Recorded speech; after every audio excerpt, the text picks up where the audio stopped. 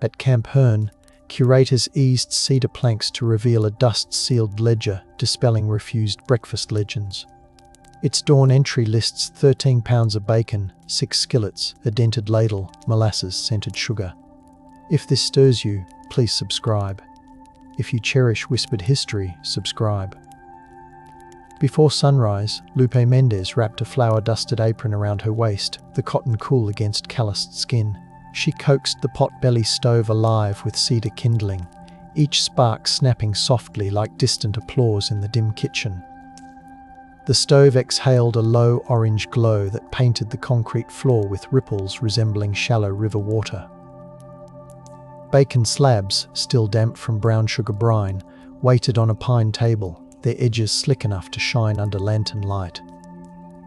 Lupe pressed her fingertips into the meat, feeling pepper granules cling, then wiped them on a towel scented of lard and lemon. The first strip met the skillet with a sigh, releasing a perfume of pecan smoke that curled lazily toward the rafters. She arranged the pieces in even ranks, listening to the grease pop in steady rhythms that matched her heartbeat. Between turns, she tapped a ladle against a bucket of grits, the metallic knot keeping time like a patient metronome. Outside, watchtower boots shuffled on gravel, yet inside the room the only power was the warmth pooling around Lupe's wrists. Steam coated the windows, turning the rising sun into a blurred halo that gilded her profile with quiet authority. She hummed a low corrido, the melody weaving through smoke and settling atop stacked tin trays awaiting disciplined hands. In that tender glow, the boundaries between host and captive thinned, suspended on the shimmer of breakfast taking shape. In that era of ration books, the quartermaster lifted a steel-nibbed pen that scratched like a cricket across lined paper as he recorded each delivery from Temple's packing plant, noting exact weights, arrival hours, and the driver's sweat-soaked collar. An enamel clock above his desk ticked steadily, measuring trust in metallic heartbeats, while the pen traced looping numerals revealing how order survived rationed mornings. Photographs preserved nearby show prisoners clutching tin trays, their faces slick with humidity as the bacon's glossy sheen beckoned from the counter, though harsh noon light bleaches the images. That glare still spares a faint gleam on each strip, suggesting sweetness thick enough to taste even decades later.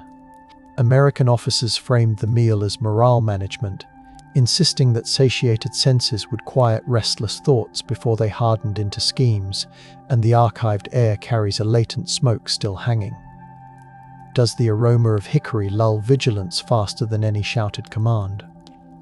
The query floats within the recorded silence held in rafters darkened by years of sizzling dawns, revealing how invisible supervision seasoned the room. Floorboards beneath exhibit varnish remain faintly oily, their texture betraying how grease seeped into grain no mop could purge, as the quartermaster's ink stains smell faintly of iron, a metallic echo of pans he never lifted though he controlled. Instead, his meticulous script pairs with the perfume trapped in the ledger, evidence as tangible as bullets lined in a box, with bureaucracy meanwhile stirring the skillet through unseen hands. Camp chaplain Father Albrecht carried a leather missal softened by years of incense, and it soon absorbed Texas smoke like a reluctant blessing.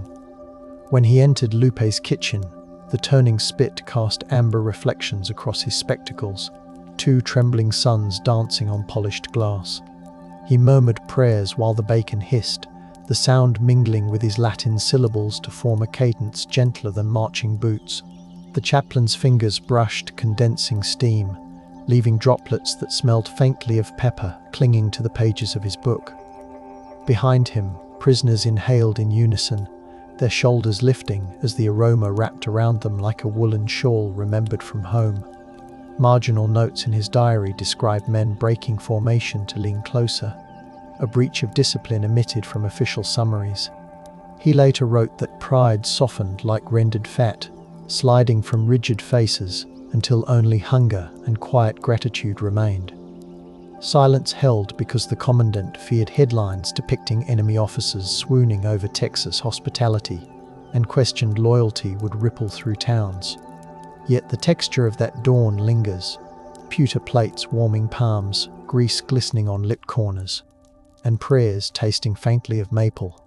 For generations, veterans recalled the tremor in their wrists as they tasted sweetness against memories of rye bread and rationed butter. Each retelling adds another layer to the sensory archive, proving that persuasion can arrive on a fork instead of a decree. Reflection settles softly here, suggesting comfort might be the most potent sermon a kitchen can preach. The sand remembers. Instruments hum. The hollow waits for footsteps, for whispers, for bacon-scented confession.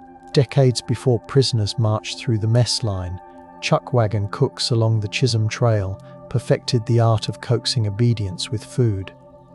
Their journals, stained with grease and grit, explain how to tilt a skillet exactly 17 degrees so fat pooled without scorching. When historians unfolded those brittle pages, the air filled with the scent of mesquite ash, rough and sweet, clinging to parchment like fine dust. Tin plates recovered from abandoned campsites bear concentric scars where knives scraped for the final savoury morsels under star-pricked skies. Drovers told campfire stories about feeding strangers to steward fragile truces, their voices low as embers flared against the prairie wind. The same spice blend, paprika, pepper, and a hint of molasses, later appeared stamped on military requisitions for prisoner-of-war kitchens. By tracing the recipes, scholars tasted continuity, realizing Texas hospitality learned on cattle trails slipped smoothly into wartime strategy. A broom dragged across the museum floor now echoes with phantom hoofbeats, the sound resonating through the mess hall's wooden ribs. Instead of swords, these cooks wielded sizzling skillets, believing comfort softened tempers faster than orders barked through a megaphone. Archival tins still smell of soot and bacon, proof that aroma can outlast the voices that once floated around the fire. The discovery binds frontier nights to guarded mornings, showing that persuasion rode the same wagons as salt and flour. Reflection rises with the smoke, asserting that hospitality has long been Texas's quiet bridle on stubborn hearts. Eric, a milliner's apprentice from Bremen, stitched a journal from flour sacks whose cloth remains crusted with salt from the kitchen air. His entries describe cicadas droning outside while the generator behind the mess hall rumbled like distant thunder feeding the refrigeration units. He sketched table arrangements with charcoal, noting how sunrise poured through east windows and turned bacon steam into gold-veiled curtains. The first bite shocked him with sugary smoke, a flavour that clung to his palate like memories of a baker's hearth. Between poems he pasted ration card scraps, their fibres rough beneath fingertips, validating each word with tangible grit. Eric confessed that the breakfast disarmed him more gently than threats, admitting in crooked script that desire felt perilously close to betrayal. He listened to spatulas tapping in rhythm, a percussion line soft enough to blur guard orders into background murmurs. Still, he hid the journal beneath loose floorboards, aware that guards seized sentimental contraband as swiftly as hidden tools.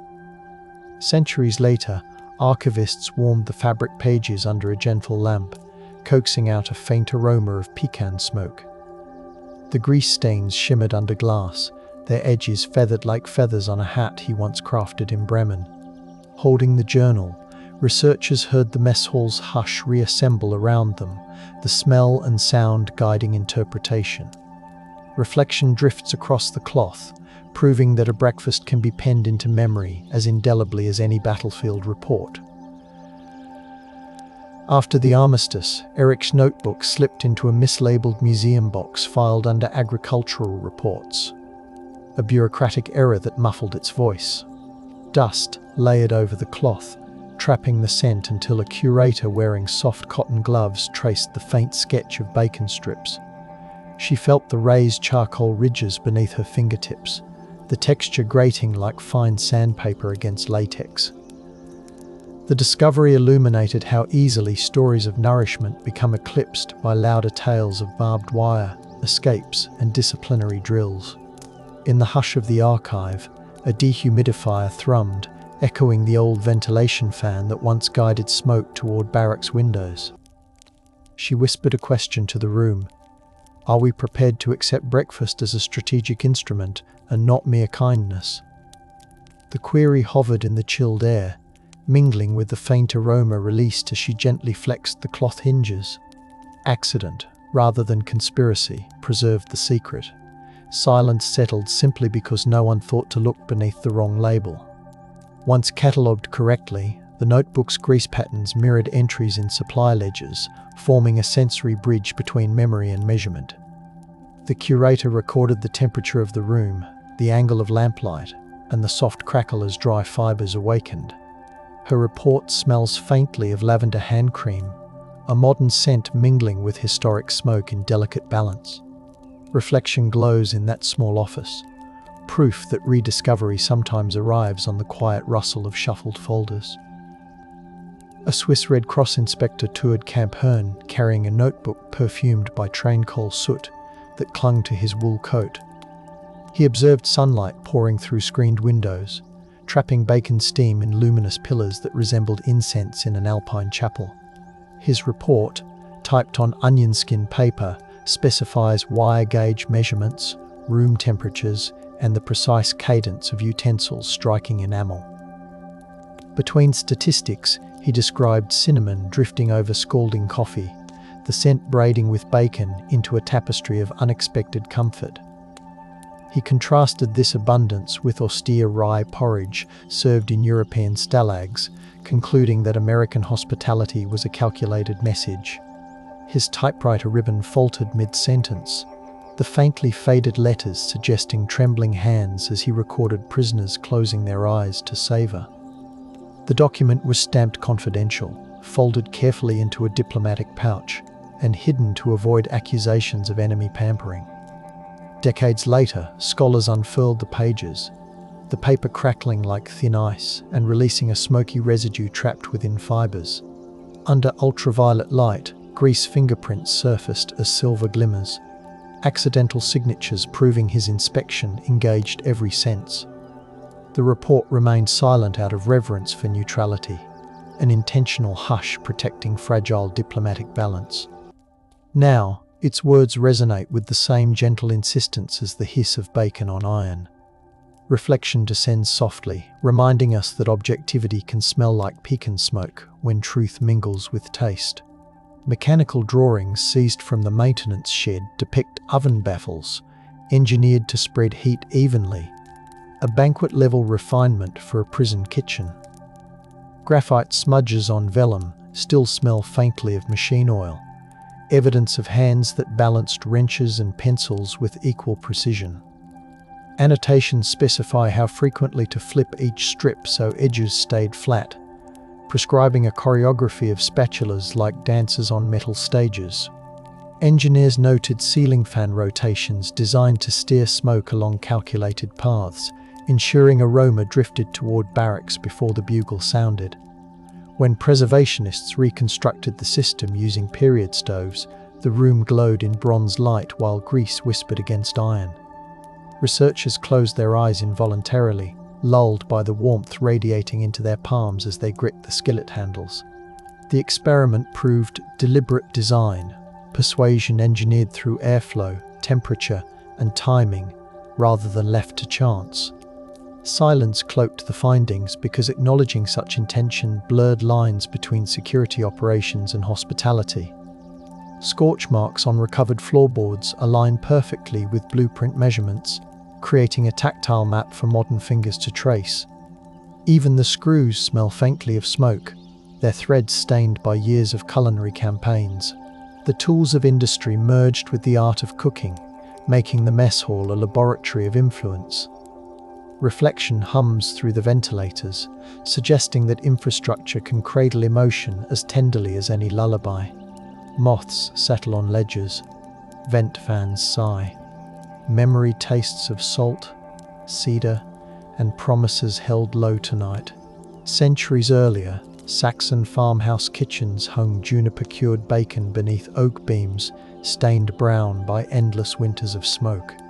Ethnographers collecting recipes wrote about slabs brushed with honeyed beer, their surfaces tacky and fragrant beneath candlelight. Hosts pressed warm slices into travelers' palms, sealing truces over tables that creaked like settling snowdrifts. These manuscripts still smell faintly of cloves and damp straw, scents released when archivists lift linen covers. Emigrant families packed such volumes beside hymnals, lining trunks with waxed paper that carried the aroma across storm-tossed Atlantic nights.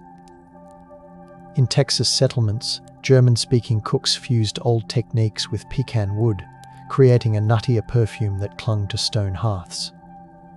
Their letters home described dawn mist glowing pink while bacon crackled, the sound mingling with meadowlark calls. For generations, offering smoked meat signified welcome, a quiet pledge of safety exchanged before words addressed politics or prayer. The tradition drifted into municipal festivals, where bandstands smelled of grease, while brass instruments gleamed beneath fairy lights. These layers explain why comfort and control entwined so naturally once war cast shadows over the state. Each preserved recipe page holds grease halos, tactile reminders that culture is often written in salt and smoke. Reflection settles like rising steam, affirming that diplomacy can begin with a sizzling pan long before treaties find parchment. Frontier diaries tell of German settlers meeting Comanche traders beside the Guadalupe, fires crackling low beneath sprawling pecan branches. They warmed strips of cured pork over mesquite embers, the fat dripping onto river stones that hissed softly into twilight. Fireflies brushed the smoke, their light flickering in sync with drumbeats echoing from distant camps. One diarist described receiving a beaded necklace smelling of sage and caballo sweat, traded alongside smoked meat glistening with sorghum. He kept the beads wrapped in chamois, the leather now perfumed with mingled smoke and prairie rain. Out of reverence, settlers omitted these meetings from public letters, fearing gossip might shatter fragile understandings. Yet private journals record the taste of pepper and wild honey lingering on tongues as agreements unfolded. The night air cooled their forearms, and sparks floated up like prayers, fusing caution and hope in equal measure. These encounters taught communities that hospitality could wield more influence than muskets glinting in moonlight. The silence surrounding them was voluntary, a hush meant to protect a delicate braid of trust. When historians read these entries, they smelled dried sage pressed between pages, confirmation that diplomacy once wore the scent of bacon. Reflection flows with the Guadalupe, revealing how earlier negotiations seasoned later wartime strategies. During wartime shortages, agricultural agent Ruth Holloway drove Caliche roads at dawn, her pickup rattling while cedar dust perfumed the cab. She carried a cedar clipboard that smelled of resin and ink, resting it against smokehouse doors slick with condensation. Ruth timed curing cycles with a stopwatch, noting humidity levels as pork sides glistened under low blue lamps. She dabbed linen squares against the meat to test viscosity, feeling the warm grease bloom across her fingertips. Her notes specify slice thickness down to a fraction, insisting uniformity mattered for morale as much as nutrition. She documented the crunch of gravel under boots and the distant moan of cattle awaiting their own morning feed. In her private diary, she pressed a rosemary sprig between pages, the herb's peppery scent mingling with the lingering smoke. She wondered quietly whether such meticulous care blurred lines between compassion and manipulation. Supervisors suppressed her diary excerpts, worried public opinion might bristle at tenderness extended toward enemy soldiers. The official reports remain sterile, yet the paper carries faint greasy fingerprints, accidental confessions of sensory involvement. Holding those pages today, historians feel the grain of the cedar clipboard as if Ruth's steady hand still guided the pencil. Reflection breathes through her records, acknowledging that logistics and lullabies sometimes share the same ledger column. A radio engineer in Bryan recorded the camp kitchen at dawn, capturing the clink of utensils and low simmer of grits on acetate discs. He layered those sounds beneath farm reports, broadcasting a gentle symphony of sizzling fat across kitchen radios statewide. Listeners heard the hiss and pop without realizing German prisoners stood just beyond the microphone's reach. Postcards arrived praising the comforting ambience, their paper smelling of perfumed stationery and pantry spices. The engineer stored the discs in a shoebox, where vinegar-scented acetate mingled with traces of bacon smoke. He feared reprimand, so he never confessed that his soothing soundtrack came from within a guarded fence. The broadcasts demonstrate how the meal's aura seeped into civilian homes, easing ration fatigue with borrowed warmth. When archivists replayed the discs, static crackled like frying fat while cicadas hummed faintly in the background. Hearing the layered soundscape, researchers felt their shoulders loosen, as if the aroma had returned alongside the melody. The silence surrounding the origin stemmed from cautious loyalty, a desire to comfort without exposing security lapses. Now, the recordings serve as audible evidence that persuasion travels further than mess hall walls. Reflection lingers in the studio, suggesting that even airwaves can carry the flavor of strategy. When prisoners sailed home, many tucked grease-marked recipe scraps into their kit bags, the paper translucent with preserved fat. In Bremen, Eric's cousin Lise unfolded a pecan-scented note and felt Texas warmth rise from the delicate sheet. She brushed bacon drippings over morning rolls, the glaze caramelizing into a crunchy shell that perfumed her bakery before dawn. Customers tasted smoke and sweetness, their breath fogging the windows while winter wind rattled the panes. When asked about the flavor, Liesse said only that distant kitchens had taught her how solace could loosen sorrow. Municipal authorities warned citizens against romanticizing enemy comforts, so she hid the recipe inside a family Bible. Oil stains spread across the thin pages, cementing the connection between scripture and skillet. At family gatherings, the loaf anchored conversations, each slice releasing a faint whisper of Texas mesquite into the parlor. Children grew up associating reconciliation with the crackle of bacon bits inside tender crumbs. Their elders kept the story quiet, silence motivated by post-war austerity and respect for complex loyalties. Yet the flavor persisted, a sensory bridge spanning oceans and ideologies. Reflection curls from the oven door, proving that taste can outpace politics. Low flames murmur. Pages breathe. Bacon's echo drifts between languages, soothing and unsettling every listening heart. Archaeologists mapped the collapsed mess hall using grid lines, their trowels scraping through soil layers linked to the sweltering summer of 1943. They unearthed charred bacon rinds curled like dried leaves, measuring thickness with calipers to compare against ledger entries. The excavation trench smelled briefly of damp ash and resurgent smoke, as if the grease had been waiting to breathe. Volunteers lifted skillet fragments mottled with iron rust and slick residue, feeling history stick to their gloves. Sunlight pierced the exposed beams, casting golden slants that illuminated each glistening scrap before the breeze cooled it. Field notes recorded humidity levels, insect calls, and the precise angle of shadows at the moment artifacts emerged. Birdsong blended with the faint hiss imagined from the past, filling the site with layered sound. The archaeologists paused, acknowledging that a breakfast once dismissed as rumor had carved itself into earth. Photographs capture sweat beads on their temples, mirroring the grease droplets they documented meticulously. The findings dovetailed with Ruth's charts, aligning numbers, textures, and aromas into a cohesive narrative. Silence followed, not from suppression but from reverent awe at the intimate relics resting in their palms. Reflection settles like sifting soil, affirming that even hunger leaves fossils. Army public relations officers typed communiques in offices, fogged with cigarette smoke and stale coffee, the air buzzing with tension. They struck out any mention of lavish breakfasts, red pencils scraping across carbon copies with sharp, impatient strokes. Instead, they highlighted calisthenics, work details, and the clank of tools, constructing narratives of stern efficiency. Inside a safe, meal plans remained stacked neatly, their edges slick where Lupe's thumb had pressed while flipping pages. When opened decades later, those sheets released a faint maple aroma that settled over the archive like a confession. Grease halos around menu items glowed under ultraviolet light, ghostly rings. None of the officers could entirely erase. The suppression stemmed from fear that families would accuse the camp of coddling enemies while rationing affected locals.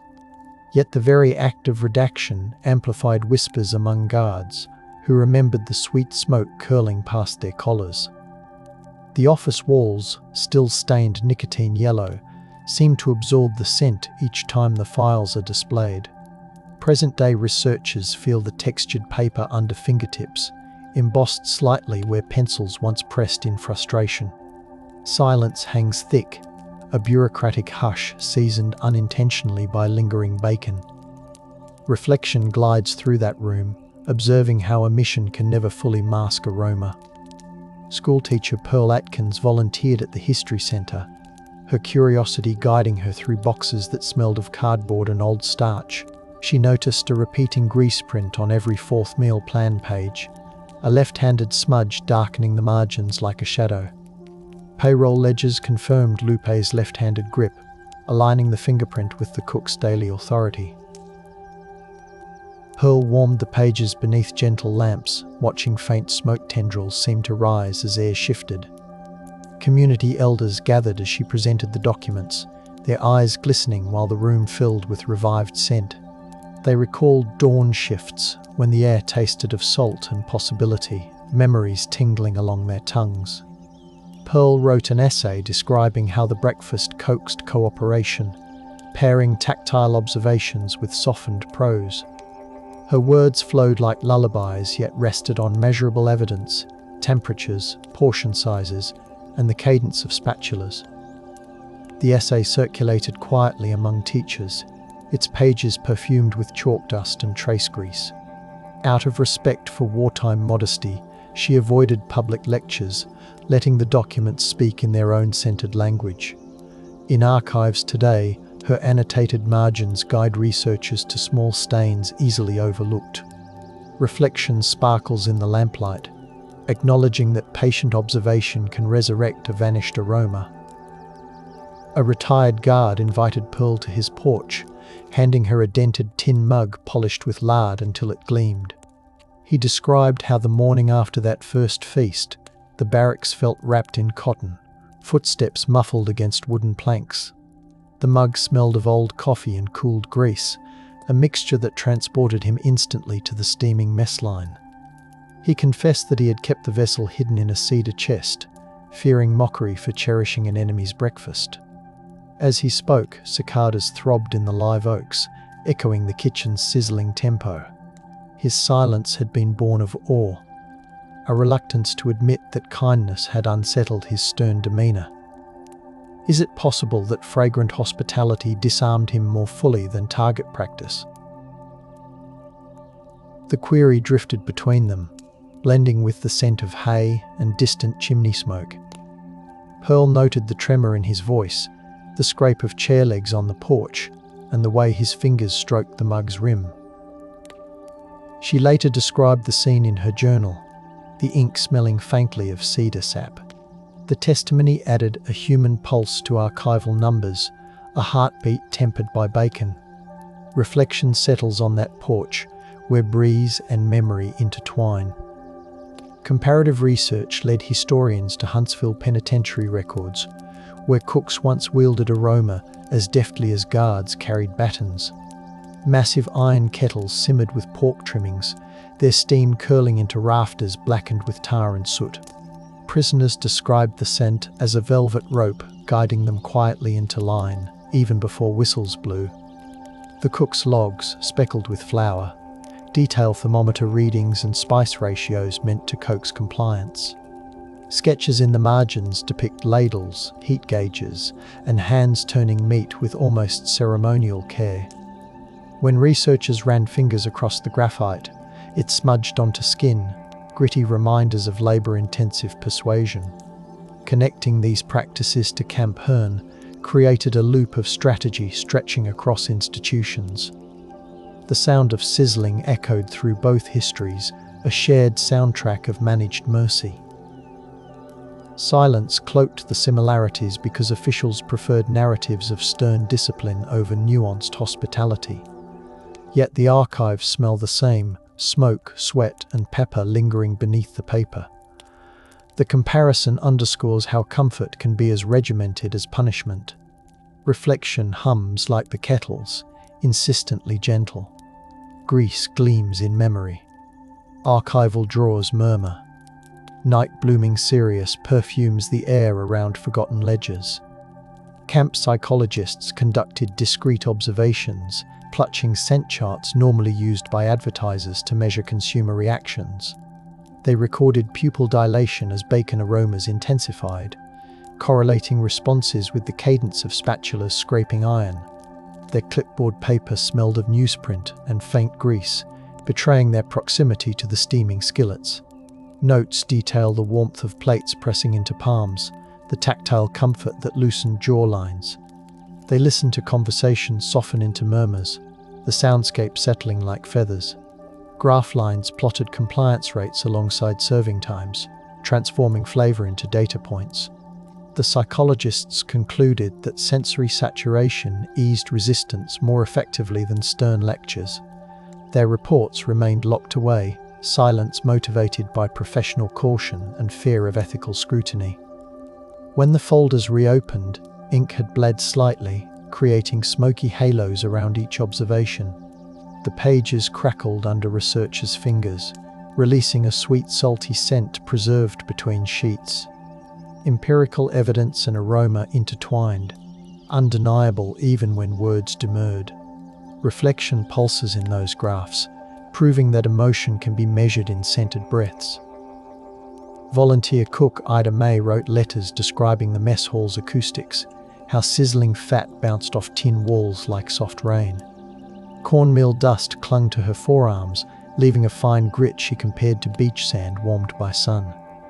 She remembered prisoners exhaling together when the first tray appeared, the air tasting of caramelized pepper and anticipation. Her letter rested for decades in a recipe box alongside vanilla beans, absorbing sweet and smoky perfumes. Ida May described potholders damp with steam, threads rough against her palms as she lifted heavy pans. She admitted that feeding the enemy felt like braiding warmth into barbed wire, a paradox she carried home each night.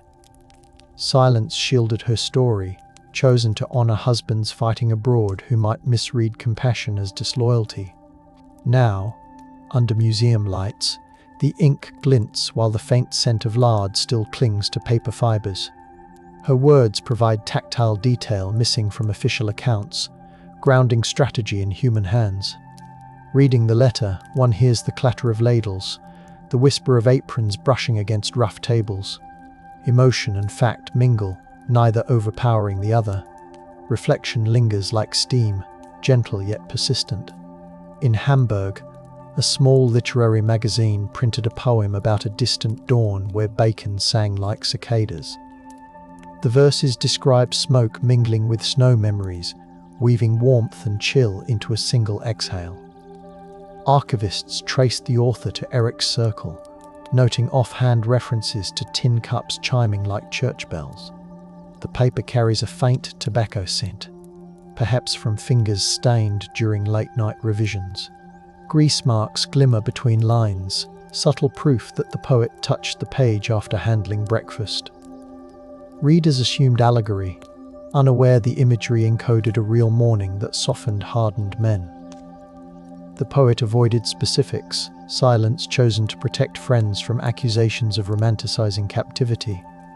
Yet the sensory detail betrays authenticity, lips shining, steam swirling in loops, taste lingering like a hymn. Critics praised the piece for quiet dignity, never detecting the whisper of Camp Hearn within the metaphors. Decades later, translation reveals the cadence mirrors Lupe's hummed corrido. The poem now stands as evidence wrapped in art. Reflection breathes between stanzas, inviting readers to taste what words only suggest. Austin chef Marcel set out to recreate the menu, spreading ledger photocopies across a counter dusted with cornmeal. He weighed 13 pounds, 4 ounces of bacon, aligning exactly with the commissary entry discovered beneath cedar planks. Digital thermometers monitored skillets while vintage gramophones played reconstructed kitchen hums. He invited diners to hold warmed tin plates, their palms tingling as steam kissed skin. Lights dimmed to mimic dawn, casting amber halos over tables while pecan smoke drifted from concealed vents. Guests heard the soft clink of utensils looping through hidden speakers, an auditory embrace. When they tasted the first bite, sweetness and salt flooded their mouths, provoking unbidden sighs. Marcel watched shoulders drop, noting how the room settled into hushed conversation. He shared that he sought to understand how flavor could dismantle resolve without a single shouted order. Silence followed the meal, contemplative rather than empty, as diners imagined sentries and prisoners sharing the same smell. The pop-up event documented reactions, pairing sensory impressions with internal reflections. Reflection glimmers in the modern dining room, proving history can be plated and savored anew. Camp Hearn's museum hosts an exhibit called The Quiet Skillet, guiding visitors through evidence arranged along a softly lit corridor.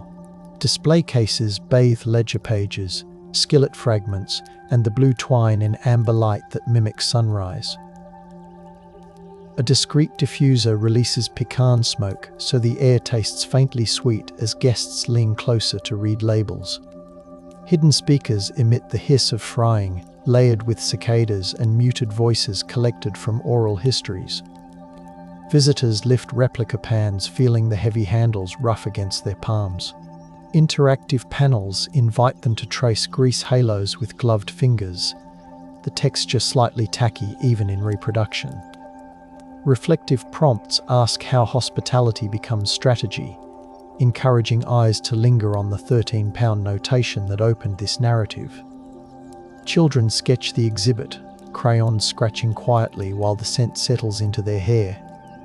Elderly visitors close their eyes, swaying gently as memories bloom.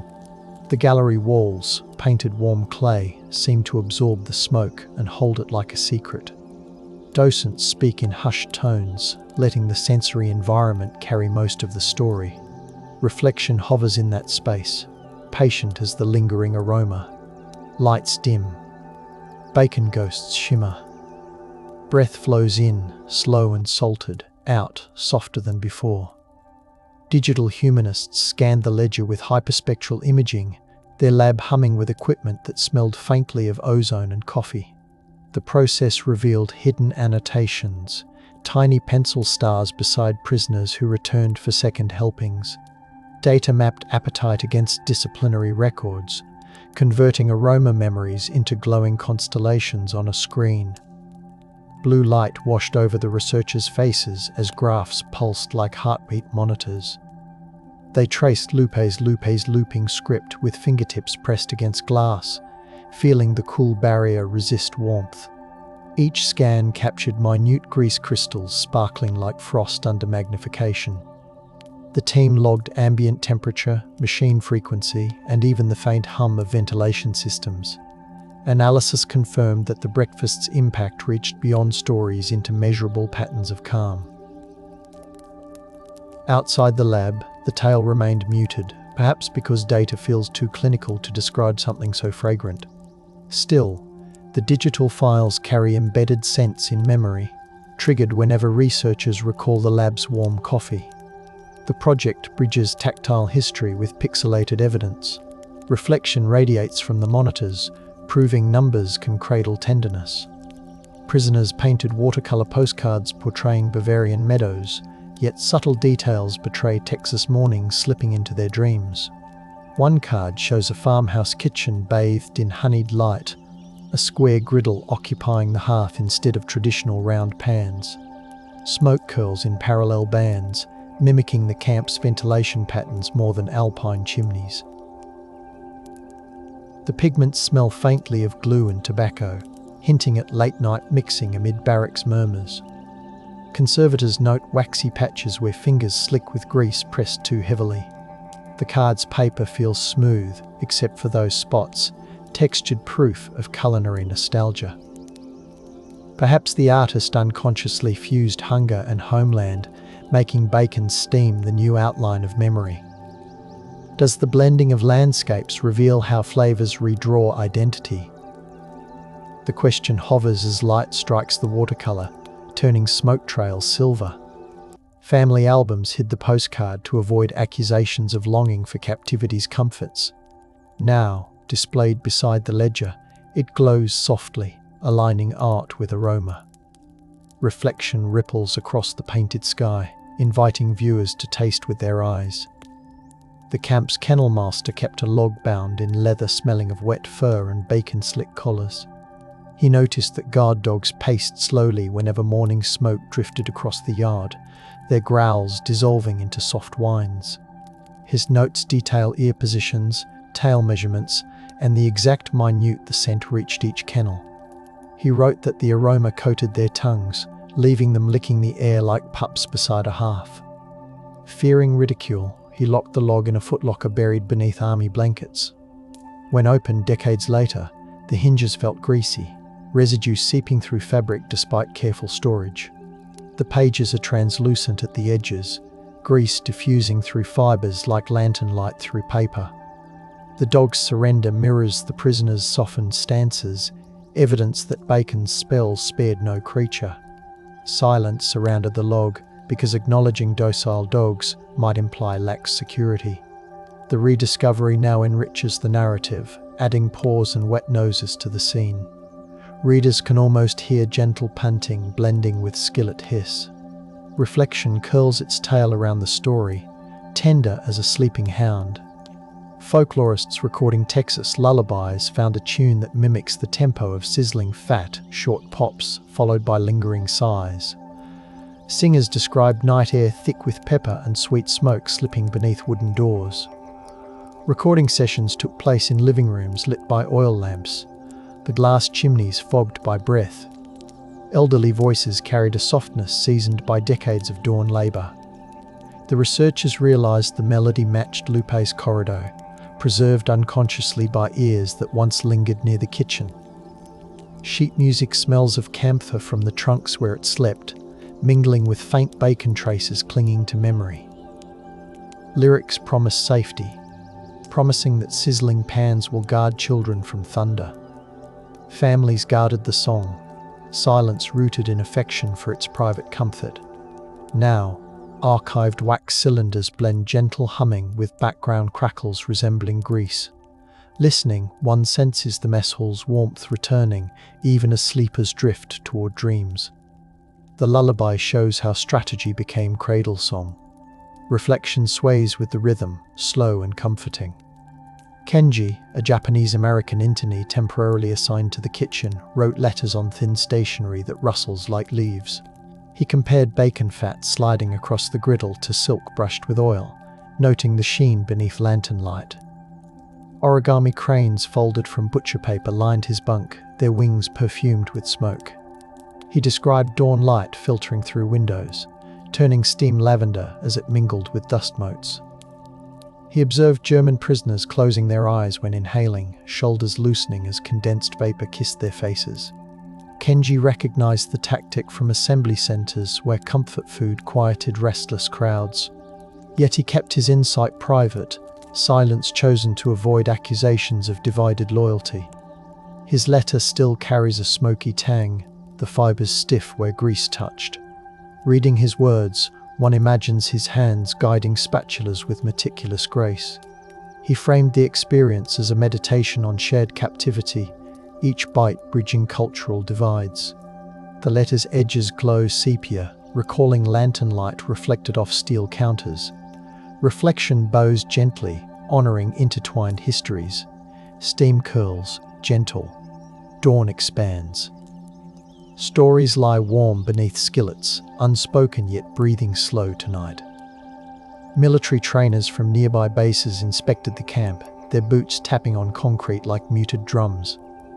They expected rigidity, yet the air smelled of maple and smoke.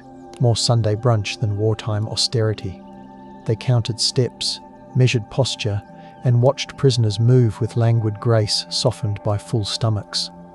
Sweat mingled with the aroma, leaving a metallic tang on lips as clipboards filled with tidy check marks.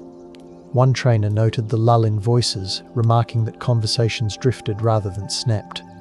His recommendation suggested reallocating rations to sterner fare, yet the memo vanished into filing cabinets. Administrators valued the calm, choosing to keep the bacon despite whispered complaints. Cicadas hummed outside, blending with the persistent hiss of kitchen burners. The inspection room still smells faintly of shoe polish and smoke whenever the documents are reviewed. Silence afterwards stemmed from convenience more than conspiracy. Success demanded no explanation. The sensory memory of that visit lingers on scuffed floors and in the notebook's smudged margins. Reflection leans against the concrete wall, amused by authority soothed into acquiescence. A contemporary chemist scraped residue from skillet fragments and carried them into a lab humming with fluorescent lights. Solvents released sharp odors that mingled with faint smoke. The fragments still exhaled when warmed. Gas chromatography translated the scent into peaks, revealing compounds from pecan wood, molasses, and sage. As the machine clicked, the chemist imagined Lupe's practiced hands sprinkling herbs. The printout curled warmly, edges tinted sepia by the instrument's heat. He documented every parameter, room temperature, solvent ratios, and the hum frequency of the analyzer. The data confirmed oral histories, anchoring memory in measurable chemistry. He stored samples in glass vials that trapped the aroma like genie-bottled nostalgia. Silence surrounds the study, because academic journals rarely publish articles about persuasion cooked in bacon grease. Yet colleagues who sniff the vials smile involuntarily, their expressions softening. The experiment proves that taste can leave a scientific fingerprint. Reflection flickers in the chromatogram peaks, gentle as rising steam. In the Federal Archive at Koblenz, a journalist uncovered censorship memos smelling of iron gall ink and aged leather. German authorities had blacked out culinary references from letters sent by Camp Herne prisoners, fearing morale erosion. Broad brushstrokes masked paragraphs where bacon likely shimmered in memory. By tilting the paper, faint indentations reveal the curves of forbidden words. The journalist, wearing linen gloves, traced those grooves, feeling texture like healed scars. Silence was bureaucratic, imposed to preserve austerity. Photographs of the redactions show streaks of grease bleeding through, defying the sensor's ink. The documents emit a faint smoky scent despite decades in climate control. Readers sense the missing sentences through aroma rather than sight. Rediscovery here comes from absence, a negative space filled with imagined sizzling. The memos now sit beside unredacted letters, the juxtaposition smelling of both ink and bacon. Reflection rests in the gaps, acknowledging that erasure can never fully silence flavor. Cultural historians now gather in softly lit symposium halls to discuss the breakfast's ethical resonance. Diffusers release hints of maple and cedar, enveloping the audience in reconstructed scent. Slides display ledgers, blueprints, and diary fragments, while microphones capture voices softened by curiosity. Panelists sip smoked tea infusions, the warmth coating tongues as they debate hospitality's power. Some argue for recognizing the meal as intangible heritage, honoring complexity rather than triumph. Others worry about romanticizing captivity, their words floating through air that tastes faintly sweet. Audience members take notes on paper smelling of fresh ink and faint smoke. Questions emerge about responsibility when kindness serves strategy. Silence follows each session, a respectful pause scented with lingering pecan. The conferences knit scholarship with sensation, allowing evidence to resonate through multiple senses. Outside, evening breezes carry traces of food trucks grilling nearby, blending present with past. Reflection lingers in the foyer, suspended like aroma caught in velvet curtains. A sleep researcher interviewed descendants of the prisoners in a dim room washed with blue light. White noise machines sighed softly, reminiscent of the ventilation fans that once guided smoke. Participants held wool blankets, the texture echoing barracks bedding. They described dreams scented with bacon and cedar, dreams that left them waking hungry yet uneasy. Monitors tracked pulse rates, which steadied as memories unfolded. Each account included sensory detail, amber light glinting on enamel cups, warmth radiating toward faces. The researcher noted the taste of pepper lingering on tongues even in recollection. Recordings capture the rustle of blankets and quiet breaths. The study remains unpublished at participants' request, silence chosen out of respect for intimate reverie. Still, the data reveal that the breakfast seeped into subconscious landscapes. Dreams carried the aroma further than any train ride. Reflection curls at the bedside, patient as night. Night deepens. Bacon's echo lingers. Sleep listens for the faint clatter of enamel in the dark. Across ledgers, blueprints, diaries, lullabies, and chromatograms, the breakfast emerges as a carefully tuned instrument. Every discovery begins with sensory proof, numbers smelling of molasses, metal warm against palms, smoke glowing in photographs. Suppression follows swiftly. Redacted letters, sealed files, quiet porches where recollections waited decades. Rediscovery arrives through archaeologists' calipers, digital scans, and chefs recreating the aroma for modern palates. 13 pounds, 4 ounces becomes more than a notation. It is a pulse beating beneath every testimony. Smoke slips between eras, binding cattle trails, prison fences, and symposium halls. The bacon's hiss echoes in songs, dreams, and the softened eyes of guards and captives alike. Questions asked in archives drift upward like steam, respectful and unresolved.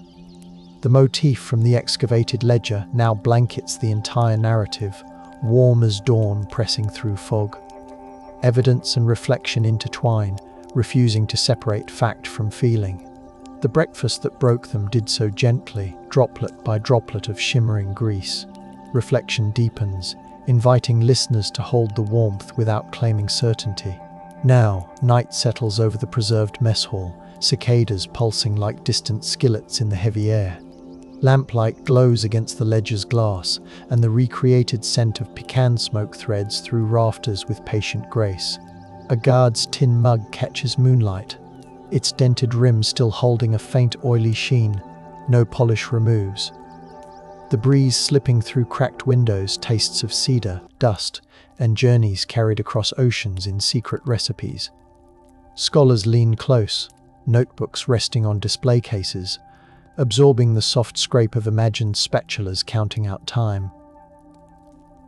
Visitors inhale gently, palms hovering over ghostly warmth that radiates from memory more than from any hidden heater. Somewhere beyond the exhibits, a lullaby shaped by bacon's cadence drifts through sleepy doorways. Dreams gather at the threshold, uncertain whether they belong to guards, prisoners, or those who simply listen. Smoke curls toward darkness, carrying questions that glow and fade like embers on invisible wind. Perhaps another archive drawer, another cautious narrator, will someday add a new scent to this layered tale. Until then, the skillet remains warm in imagination, balanced between myth and measurement. The story continues to simmer,